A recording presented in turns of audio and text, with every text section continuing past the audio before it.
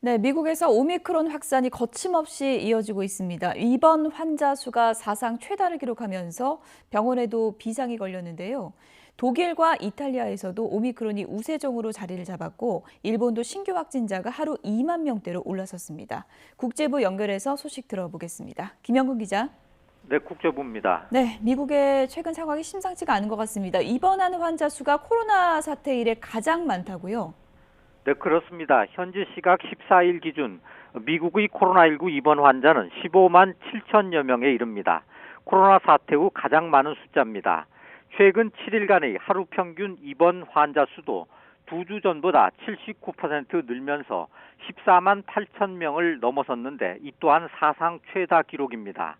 오미크론이 델타 변이에 비해 덜 치명적인 것으로 알려져 있지만 워낙 감염자가 많이 나오다 보니까 입원 환자 수도 기록적인 수준으로 발생하고 있습니다. 최근 미국의 7일간 하루 평균 신규 확진자 수는 무려 80만 명이 넘습니다. 2주 전과 비교하면 2배 정도 늘었습니다. 입원 환자가 크게 늘면서 병원은 한계 상황으로 내몰리고 있습니다. 50개 주 가운데 절반에 가까운 24개 주에서 병상 점유율이 80%를 넘겼습니다. 병원 인력 부족이 심각해지자 주 방위군 14,000여 명이 의료 현장에 투입됐습니다. 네, 오미크론이 이렇게 확산되면서 학교 수업에도 타격을 주고 있다고요? 네, 그렇습니다. 오미크론 변이가 확산하면서 교사 감염자도 크게 늘고 있습니다.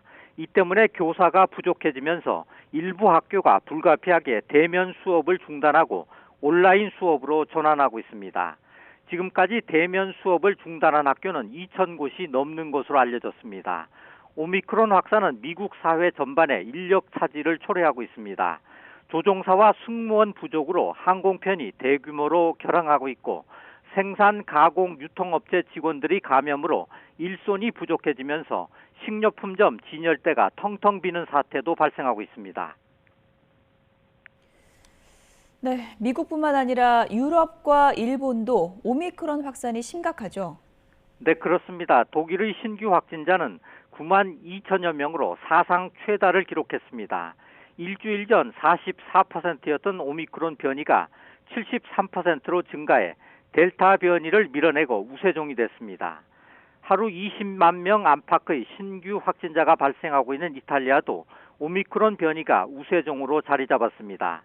지난달 21%였던 오미크론 비중이 2주 만에 81%로 급증했습니다.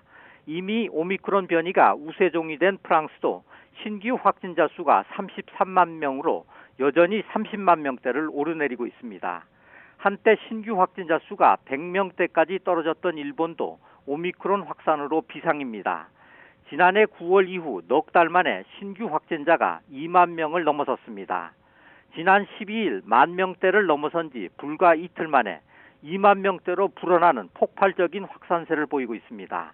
5차 확산기였던 지난해 7, 8월에 신규 확진자가 1만 명에서 2만 명으로 불어나는데 15일이 걸렸던 것에 비춰보면 최근의 감염 확산 속도가 얼마나 빠른지 알 수 있습니다.